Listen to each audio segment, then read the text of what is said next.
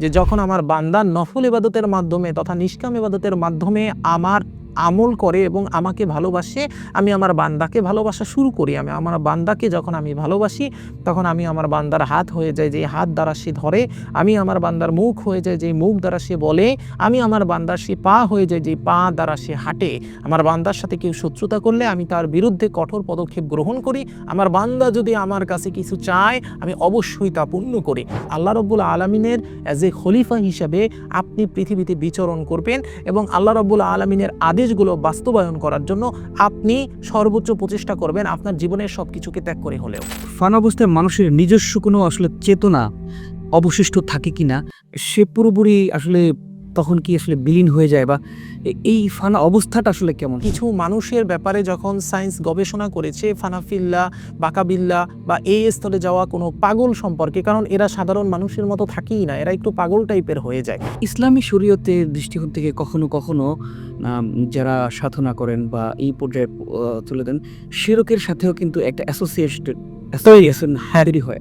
সেই বিষয়টা নিয়ে যদি একটু বলতেন। যে হে মুসা, অমুক প্রান্তে যাও, ওখানে তুমি একজন ব্যক্তির দেখা পাবে।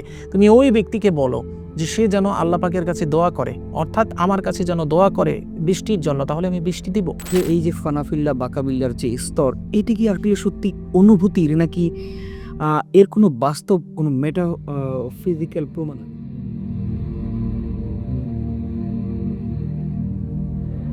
সুপ্রিয় দর্শক, আসসালামু আলাইকুম। আপনাদের প্রত্যেককে স্বাগত জানাচ্ছি, আমি শাহাদাত হোসেন। প্রিয় দর্শক, তিলেসমাতি দুনিয়ার বিশেষ পডকাস্টে আজ আমরা আলোচনা করব ফানাফিল্লা এবং বাকাবিল্লা। আপনারা জানেন, যারা আধ্যাত্মিকতার চর্চা করেন কিংবা সুফিবাদ নিয়ে জানেন, তারা জানেন যে এই বিষয়টি কতটা গুরুত্বপূর্ণ। এবং এই গুরুত্বপূর্ণ টপিকসটা নিয়ে আজ আমাদের সাথে আলোচনা করবেন আপনাদের অত্যন্ত প্রিয় এবং পরিচিত মুখ, হাফেজ সাইফুল্লাহ মানসুর। সাইফুল্লাহ মানসুর ভাই, আপনাকে স্বাগত জানাচ্ছি বিশেষ পডকাস্টে।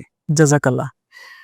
আমরা এই ফানাফিল্লা এবং বাকাবিল্লা নিয়ে আজকে জানবো। আমরা শুরুতে আপনার কাছে জানতে চাই, এই দুটো বিষয় আসলে বলতে কি বুঝায়? কারণ যারা আধ্যাত্মিকতার চর্চা করেন তারা তো সাধারণত জানেনই। কিন্তু সাধারণ মানুষ যারা আসলে এই ফানাফিল্লা বা বাকাবিল্লা এই বিষয়টা নিয়ে জানে না, তাদের উদ্দেশ্যে একটু আপনি সহজে একটু বুঝিয়ে বলবেন যে এই দুটো বিষয়।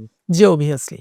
আসলে ফানাফিল্লা এবং বাকাবিল্লা এই দুটি হচ্ছে আল্লাহ রাব্বুল আলামিনের সাথে বান্দার সম্পর্ক গভীর হওয়া সর্বোচ্চ দুটি স্তর, একদম সর্বোচ্চ দুটি স্তর। সাধারণত সুফি তত্ত্বে যারা হচ্ছে সুফি, তারা চিন্তা করে থাকেন যে আমরা আল্লাহর পক্ষ থেকে এসেছি এবং আল্লাহর দিকেই ধাবিত হব। সুতরাং আমরা আল্লাহ রাব্বুল আলামিনের সাথে এমন একটা গহীন সম্পর্ক গড়ে তুলব, যেই গহীন সম্পর্কে স্রষ্টা এবং সৃষ্টির মাঝে প্রেমের সম্পর্ক থাকবে, কোনো দেনা পাওনার সম্পর্ক থাকবে না। অর্থাৎ কোনো চাওয়া বা কোনো পাওয়া থাকবে না। বাস্তবিক অর্থে আমি আপনাকে একটা উদাহরণ দিচ্ছি, আপনি একটু বোঝার ট্রাই করেন। সেটা হচ্ছে, ধরেন আমি একজন ডাক্তার হব। তো এই যে আমি ডাক্তার হলাম, এই ডাক্তার হওয়া পর্যন্ত হচ্ছে আমার একটা স্টেজ। এ পর্যন্ত আসার জন্য আমাকে পড়াশোনা করতে হয়েছে, কষ্ট করতে হয়েছে। এই ডাক্তার হওয়ার পর এই যে ডাক্তারি বিদ্যাটা বা এই ডাক্তারি পেশাটা, এটা মৃত্যু পর্যন্ত ধরে রাখা, এটা কিন্তু আবার আমার আরেকটা স্টেজ, তাই না? তো এরকমই বিশ্বজগতে আমরা যা কিছু দেখতে পাই, প্রত্যেকটা জিনিসেরই কিন্তু এরকম ২ টা স্টেজ আমরা দেখতে পাই। একটা স্টেজে হচ্ছে ওই পর্যন্ত যাওয়া, আরেকটা স্টেজে হচ্ছে যাওয়ার পর যেটা আমি প্রাপ্ত করলাম ওটাকে ধরে রাখা। বলে না যে স্বাধীনতা অর্জনের চেয়ে স্বাধীনতা রক্ষা করা কঠিন। তো এবার আমাদের এই যে সুফি তত্ত্বে আমরা যদি দেখি, তাহলে এখানে সর্বোচ্চ যে স্তর সেটা হচ্ছে বাকাবিল্লা, আর তার আগের স্তর হচ্ছে ফানাফিল্লা। এই ফানাফিল্লা মানে কি? ফানাফিল্লা মানে হচ্ছে একজন মানুষের জৈবিক চাহিদা, একজন মানুষের ব্যক্তিগত ইচ্ছা, একজন মানুষের ব্যক্তিগত চেতনা সবকিছু বিলীন করে দিয়ে দুনিয়াবি যেই মানুষের আগ্রহ, হ্যাঁ, মানুষের প্রয়োজন, এই জিনিসগুলো সবগুলো ত্যাগ করে এগুলো সবকিছু ত্যাগ করে দিয়ে সে হচ্ছে আল্লাহ রাব্বুল আলামিনের ইচ্ছায় ফানা হয়ে যাবে। অর্থাৎ যেটা আমার রব বলেছে ওটাই। আমার রব যেটা করতে বলেছে ওটাই আমি করব। আমার রব যেটা নিষেধ করেছে ওটা থেকেই আমি দূরে থাকব। আমার ইচ্ছা আমাকে যতই সেদিকে ধাবিত করুক না কেন, আমার নফস আমাকে যতই সেদিকে ধাবিত করুক না কেন, আমি আমার রবের ইচ্ছাই হচ্ছে আমার শিরোধার্য বিষয় হিসেবে গণ্য করব। এটা হচ্ছে মেইনলি ফানাফিল্লা। তো ফানাফিল্লা ২ টাকে যদি আমি ভাগ করি, তাহলে ফানা শব্দের অর্থ বিলীন হয়ে যাওয়া, আর ফিল্লা শব্দের অর্থ আল্লাহতে বিলীন হয়ে যাওয়া। অর্থাৎ ওয়াহদাতুল ওজুদ, সব কিছুতে মহান রবের একত্বের যে গুণ বা যে প্রকাশক আমরা দেখতে পাই, সেই প্রকাশকের মাঝে, সেই কম্পাঙ্কর মাঝে, সেই ভাইব্রেশনের মাঝে নিজের কম্পাঙ্ক, নিজের ভাইব্রেশনকে সম্পূর্ণরূপে একীভূত করা হচ্ছে এই ফানা ফিল্লাহ। এবার যদি আমরা আসি বাকাবিল্লাহ, তাহলে বাকাবিল্লাহ শব্দের অর্থ হচ্ছে আল্লাহ রব্বুল আলামিনের, আমি সহজে বুঝিয়ে দেই আমার দর্শকদের এবং আপনাকে, কঠিন করব না। বাকাবিল্লাহ হচ্ছে এমন একটা স্তর, এই স্তরটার মানে হচ্ছে আপনি যে ফানাফিল্লাহ পর্যন্ত আসলেন এবং আপনি যে আল্লাহর কাছে ফানা হয়ে গেলেন, এই ফানা হওয়াটাকে দীর্ঘস্থায়ী জীবন পর্যন্ত আপনার বহাল রাখার যে প্রক্রিয়া। অর্থাৎ ধরেন আপনার বয়স হচ্ছে 50 বছর, এখন এই 50 বছর বয়সে আপনি ফানাফিল্লার স্তরে পৌঁছে গেলেন, কিন্তু আপনি জীবিত থাকবেন 72 বছর পর্যন্ত। তো এই পরবর্তী যে 22 বছর, এই 22 বছর আপনার এই ফানাফিল্লার যে স্তরটা, ওটাতে নিজেকে বহাল রাখা এবং ওই স্তরটার সব গুণগুলোকে নিজের মাঝে সতেজ রাখা, এটাই হচ্ছে বাস্তবিক অর্থে বাকাবিল্লাহ।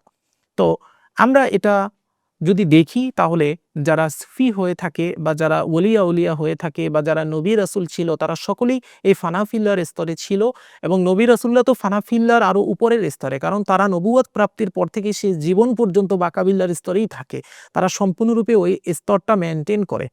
তো এটা হচ্ছে মেইনলি ফানাফিল্লাহ এবং বাকাবিল্লাহ সুফি তত্ত্বের সর্বোচ্চ দুটি স্তর। মানে বেসিকলি যদি আমরা বলি যে এই দুইটা স্তরের মধ্যে আসলে বেসিক পার্থক্যটা আসলে কি? বেসিক বাস্তবিক অর্থে আমার দৃষ্টিতে আমি তেমন কোনো পার্থক্য দেখি না। পার্থক্য হচ্ছে জাস্ট একটা, সেটা হচ্ছে ফানাফিল্লাহ পর্যন্ত আসতে আপনাকে অবশ্যই অনেক আমল করতে হয়েছে, আখলাক করতে হয়েছে, আপনার জীবনের অনেক কিছু ত্যাগ করতে হয়েছে। আপনার জাগতিক মোহ, আপনার মায়া সবকিছু ত্যাগ করার পর আপনি ফানাফিল্লার স্তরে যখন পৌঁছে গিয়েছেন, এবার আসে আপনার দায়িত্বের পালা। এবার হচ্ছে আপনি আল্লাহ রব্বুল আলামিনের সাথে ফানা হয়ে সেই সকল দায়িত্ব পালন করবেন এই বিশ্বজগতে, যেই সকল দায়িত্ব আল্লাহ আপনাকে দিয়ে পালন করাবেন। অর্থাৎ আল্লাহ রব্বুল আলামিনের অ্যাজ এ খলিফা হিসাবে আপনি পৃথিবীতে বিচরণ করবেন এবং আল্লাহ রব্বুল আলামিনের আদেশগুলো বাস্তবায়ন করার জন্য আপনি সর্বোচ্চ প্রচেষ্টা করবেন, আপনার জীবনের সবকিছুকে ত্যাগ করে হলেও। এ কারণে এটা বলা হয় যে এই ফানাফিল্লার স্তরে যাওয়া যতটা সহজ, ফানাফিল্লার স্তরটা ধরে রেখে বাকাবিল্লাহ তথা এটা বহাল রাখা হচ্ছে তার থেকে বেশি কঠিন। খুবই দারুণ করে বুঝিয়ে বলেছেন। নিশ্চয়ই দর্শক আপনারা বিষয়টা বুঝতে পেরেছেন। আর সাধারণ মানুষের একটা প্রশ্ন যে আসলে ফানা অবস্থায় মানুষের নিজস্ব কোনো আসলে চেতনা অবশিষ্ট থাকে কিনা? এবং সে পুরোপুরি আসলে তখন কি আসলে বিলীন হয়ে যায়, বা এই ফানা অবস্থাটা আসলে কেমন? সেটা যদি একটু বিস্তারিত বুঝিয়ে বলেন। ফানা অবস্থাটা হচ্ছে, ধরেন আপনি সমুদ্রে হচ্ছে, এটা তো একটা ধ্যান করার ব্যাপার। না এটা ধ্যান করার ব্যাপার না, এটা ধ্যান করার ব্যাপার না। ফানা হচ্ছে আপনার মেডিটেশনের যে ব্যাপারটা আপনি বললেন, ধ্যান করার ব্যাপারটা, এটা হচ্ছে আপনার জীবনটাকেই একটা মেডিটেশন করে ফেলা। অর্থাৎ আপনি ওই মেডিটেশনের ভিতরেই আছেন, আপনি হাঁটতেছেন, চলতেছেন, যা কিছু করতেছেন আপনি ওই মেডিটেশনের ভিতরে আছেন। ওটার ভিতরে আপনার কলব জারি হচ্ছে, আপনার কলবে আল্লাহর নাম জিকির হচ্ছে, আপনার কলব বাজতেছে, এটা হচ্ছে ফানা। আপনি হাঁটতেছেন, মুখ বন্ধ করে আছেন, কিন্তু আপনার কলবের ভিতর আল্লাহর জিকির চলতেছে, এটা হচ্ছে ফানা। আপনি আল্লাহকে ছেড়ে কোনো কিছু ভাবতে পারতেছেন না, এটা হচ্ছে ফানা। আপনার সামনে একটা গান বাজালে আপনি হচ্ছে কান্না করে দিচ্ছেন, আপনি সেখান থেকে বলে যে এটা বিভ্রম বা এরকম কিছু একটা ফানা অবস্থা। হ্যাঁ, এটা সাধারণত সুফি তত্ত্বে তো এটাকে বিভ্রম বলা হয় না, কিন্তু সায়েন্টিফিক ভাবে এটাকে বিভ্রম বলা হয়। কারণ সায়েন্টিফিক ভাবে কিছু মানুষের ব্যাপারে যখন সায়েন্স গবেষণা করেছে ফানাফিল্লাহ, বাকাবিল্লাহ বা এই স্তরে যাওয়া কোনো পাগল সম্পর্কে, কারণ এরা সাধারণ মানুষের মতো থাকেই না, এরা একটু পাগল টাইপের হয়ে যায়, এদের কথাবার্তা কোনো কিছু সাধারণ মানুষের মতো না, এদের কথাবার্তাই উল্টাপাল্টা। তখন এটাকে গবেষণা করে সায়েন্স বের করেছে যে এই সমস্ত ব্যক্তিগুলো বাস্তবিক অর্থে তাদের ব্রেনের, তাদের মস্তিষ্কের হচ্ছে একটা বিভ্রমের ভিতর আছে, বা এরা হচ্ছে একটা মাল্টিপল পার্সোনালিটি ডিসঅর্ডারের ভিতর আছে। অর্থাৎ এরা নিজেদের ভিতর নাই, এরা নিজেদেরকে অন্য কেউ ভাবে, যেটাকে সায়েন্স মাল্টিপল পার্সোনালিটি ডিসঅর্ডারও বলে, আবার বিভ্রমও বলে থাকে। কিন্তু বাস্তবিক অর্থে ফানাফিল্লাহ, বাকাবিল্লাহ এক্সিস্ট করে এবং এটা আমরা মহান পাক পরওয়ারদিগার রব্বুল আলামিনের সেই হাদিস থেকে স্পষ্টভাবে প্রমাণ পাই, যেই হাদিসে আল্লাহ রব্বুল আলামিন বলেছেন যে যখন আমার বান্দা নফল ইবাদতের মাধ্যমে তথা নিষ্কাম ইবাদতের মাধ্যমে আমার আমল করে এবং আমাকে ভালোবাসে, আমি আমার বান্দাকে ভালোবাসা শুরু করি। আমি আমার বান্দাকে যখন আমি ভালোবাসি, তখন আমি আমার বান্দার হাত হয়ে যাই, যে হাত দ্বারা সে ধরে। আমি আমার বান্দার মুখ হয়ে যাই, যে মুখ দ্বারা সে বলে। আমি আমার বান্দার সে পা হয়ে যাই, যে পা দ্বারা সে হাঁটে। আমার বান্দার সাথে কেউ শত্রুতা করলে আমি তার বিরুদ্ধে কঠোর পদক্ষেপ গ্রহণ করি। আমার বান্দা যদি আমার কাছে কিছু চায়, আমি অবশ্যই তা পূর্ণ করি। তো আল্লাহ রাব্বুল আলামিনের এই হাদিস অনুসারে বাস্তবিক অর্থেই ফানাফিল্লা এক্সিস্ট করে সুফিবাদে এবং ইসলামেও। কিন্তু আমার একটা প্রশ্ন হচ্ছে, এই ফানাফিল্লা পর্যায়ে যখন যায়, মেডিকেল সায়েন্স এখানে multi functional multiple personality disorder. Disorder বলে, বিভ্রম বলে। ইসলামী শরীয়তের দৃষ্টিকোণ থেকে কখনো কখনো যারা সাধনা করেন বা এই পর্যায়ে তুলে দেন, শিরকের সাথেও কিন্তু একটা তৈরি অ্যাসোসিয়েশন হ্যাঁ, তৈরি হয়। সেই বিষয়টা নিয়ে যদি একটু বলতেন আরকি। হ্যাঁ, এখানে হচ্ছে আপনার বুঝতে হবে, আমি সম্পূর্ণরূপে হাদিসের রেফারেন্স দিচ্ছি। সেটা হচ্ছে একদা হযরত মূসা আলাইহিস সালাম এর জমানায় বৃষ্টিপাত বন্ধ হয়ে যায়। বৃষ্টি হচ্ছে না। ৪১ দিন যাবৎ বৃষ্টি হচ্ছে না। হযরত মূসা আলাইহিস সালাম আল্লাহ রাব্বুল আলামিনের কাছে ফরিয়াদ জ্ঞাপন করলেন এবং সব বনী ইসরাঈলদের নিয়ে দোয়া করলেন। কিন্তু তারপরও আল্লাহ বৃষ্টি দিচ্ছেন না। হযরত মূসা আলাইহিস সালামকে আল্লাহ পাক বললেন যে, "হে মূসা, অমুক প্রান্তে যাও, ওখানে তুমি একজন ব্যক্তির দেখা পাবে। তুমি ওই ব্যক্তিকে বলো যে সে যেন আল্লাহ পাকের কাছে দোয়া করে। অর্থাৎ আমার কাছে যেন দোয়া করে বৃষ্টির জন্য, তাহলে আমি বৃষ্টি দিব।" ৪১ দিন বৃষ্টি হচ্ছে না। তো মূসা আলাইহিস সালাম সেই স্পেসিফিক স্থানে যায়। সেখানে গিয়ে তিনি দেখতে পায় যে একজন পাগল বসে আছে। পাগল। তার ভিতরে শরীয়তের কিছু নাই। না আছে পরিষ্কার পরিচ্ছন্নতা, না আছে ভালো পোশাক, না আছে কিছু। সে একটা পাগল। হাতে একটা চিরুনি নিয়ে বসা। তো সে হচ্ছে মূসা আলাইহিস সালামকে দেখে সালাম দিছে। "হে মূসা, হে নবী মূসা।"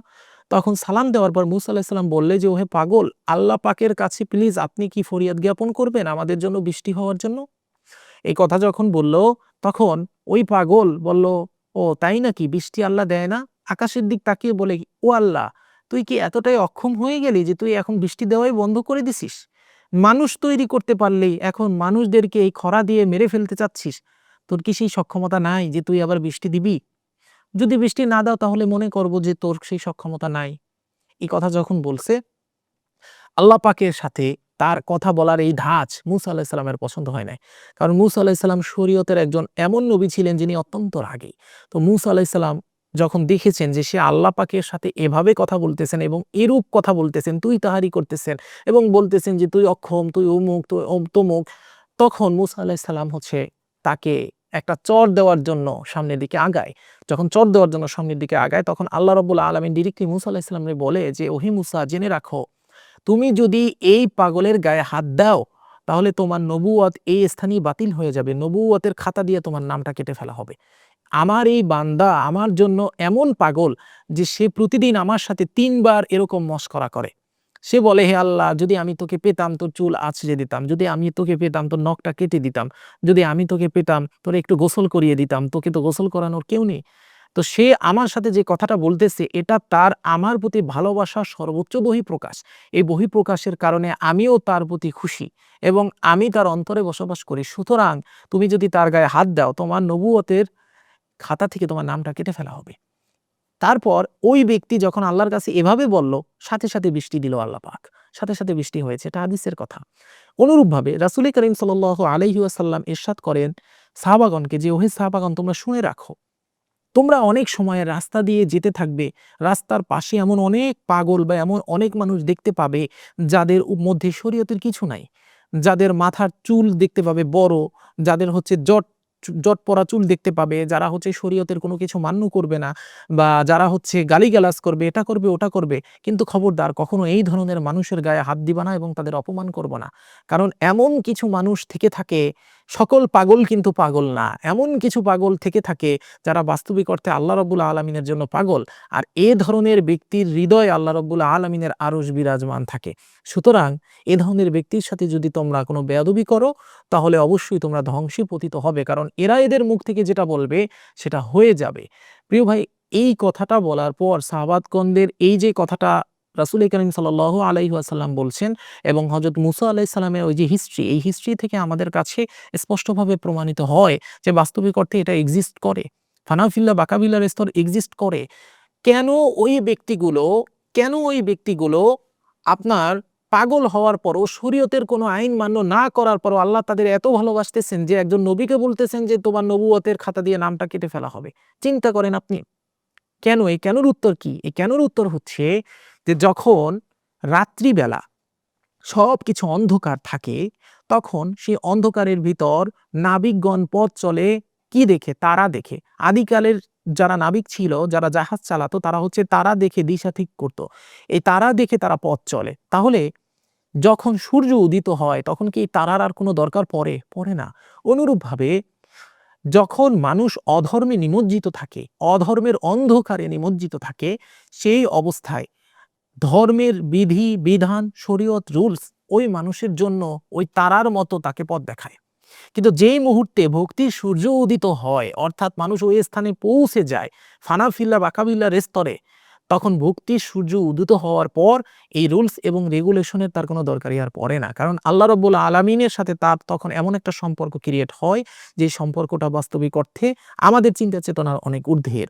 আপনার প্রশ্ন ছিল যে এটা অনেক সময় শিরকের কারণ হয়ে দাঁড়ায়। প্রিয় ভাই, যে ব্যক্তি ফানাফিল্লা বাকাবিল্লার স্তরে রয়েছে সে কখনো শিরক করে না।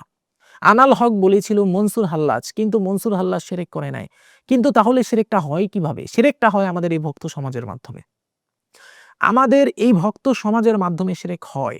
কিভাবে শিরক হয়? একটু ঠান্ডা মাথায় বোঝার ট্রাই করুন। আমাদের এই ভক্ত সমাজরা যখন দেখে যে অমুক ব্যক্তির মুখ থেকে যা বলা হচ্ছে তা হয়ে যাচ্ছে, অমুক ব্যক্তি আল্লাহর কাছে যা দোয়া করতেছে তা হয়ে যাচ্ছে, অমুক ব্যক্তি তাহলে ফানাফিল্লা বাকাবিল্লার স্তরে পৌঁছানো, সুতরাং তারা আল্লাহ রাব্বুল আলামিনের স্মৃতি থেকে বিচ্যুত হয়ে ওই ব্যক্তিকেই স্রষ্টা মানা শুরু করে এবং ওই ব্যক্তিকেই সিজদা দেওয়া শুরু করে। এটা প্রচুর পরিমাণে আমাদের সমাজে প্রচলিত রয়েছে। পীরকে সিজদা দেয়, বলে পীরকে সিজদা দেওয়াই আল্লাহকে সিজদা দেওয়া, নাউজুবিল্লাহি মিন যালিক। তো এই ধরনের ক্রিয়াকাণ্ড করার কারণে বাস্তবিক অর্থে এই ফানাফিল্লা বাকাবিল্লা স্তরে পৌঁছানো ব্যক্তি এই সমাজের অনেক মানুষের শিরকের কারণ হয়ে দাঁড়ায়। যেভাবে হযরত ঈসা আলাইহিস সালাম সম্পূর্ণ খ্রিস্টান সভ্যতার জন্য শিরকের কারণ হয়ে দাঁড়িয়েছে। সবাই ঈসা আলাইহিস সালামকে পূজা করতেছে। এখানে কি ঈসা আলাইহিস সালামের কোনো দোষ আছে? দোষ নাই। তার মৃত্যুর পর তাকে পূজা করা হয়েছে। আপনারা যদি দেখেন, শিরডিতে সাই বাবা নামে একজন ব্যক্তি ছিল। এই সাই বাবা তার সমস্ত জীবন মানুষকে শিক্ষা দিয়ে গিয়েছে যে আল্লাহ মালিক, আল্লাহ মালিক, আল্লাহ মালিক, সবার মালিক একজন, সবার মালিক একজন, সবার মালিক একজন, আল্লাহ মালিক, এটা শিক্ষা দিয়ে গিয়েছে। সে সমস্ত জীবন যেখানে বসবাস করেছে সেটা ছিল একটা মসজিদের বারান্দা শিরডিতে। এটা হচ্ছে আপনার ভারতের শিরডিতে মসজিদের বারান্দায় সে সমস্ত জীবন বসবাস করে গেল। কিন্তু সেই ব্যক্তি যখন মারা গেল তখন হিন্দু সমাজ এবং কিছু মুসলিম সমাজও তাকে এমনভাবে পূজা করা শুরু করলো যে তিনিই হচ্ছেন স্রষ্টা। এখন আপনি যদি ভারতে দেখেন তাহলে কম হলেও আপনি 1 লাখ থেকে 2 লাখ মন্দির পাবেন এই সাই বাবার নামে। অথচ তার জীবদ্দশায় সে এইটাই শিখিয়েছে আল্লাহ মালিক, আল্লাহ মালিক, আল্লাহ মালিক, সবার মালিক একজন। কথা বুঝতে পারছেন? তো শিরকটা বাস্তবিক অর্থে এভাবে আসে। শিরকটা করে হচ্ছে যে ব্যক্তি ওই স্তরে পৌঁছে গিয়েছে সে না, বরঞ্চ তার ওফাতের পর বা তার থাকা অবস্থায় তার ভক্ত সমাজ না বুঝে এই শিরকটা করে ফেলে। না, নিশ্চয়ই আমাদের যারা দর্শকরা আছেন তারা এই বিষয়টা শিরকের সাথে এই আধ্যাত্মিকতার যে বিষয়টা নিশ্চয়ই আপনারা বুঝতে পেরেছেন। আমরা গুরুত্বপূর্ণ একটা প্রশ্ন নিয়ে অনুষ্ঠান শেষ করব। সেটি হলো যে এই যে ফানাফিল্লা বাকাবিল্লার যে স্তর, এটি কি আসলে সত্যি অনুভূতির নাকি এর কোনো বাস্তব কোনো ফিজিক্যাল প্রমাণ আছে? অবভিয়াসলি এর বাস্তব মেটাফিজিক্যাল প্রমাণ আছে, এটা অনুভূতির না। সেটি কেমন? এটা প্রমাণ হচ্ছে এরকম, আমি যদি হযরত ওয়াসকুরুনি রহমাতুল্লাহ আলাইহির একটা কাহিনী আপনাকে বলি।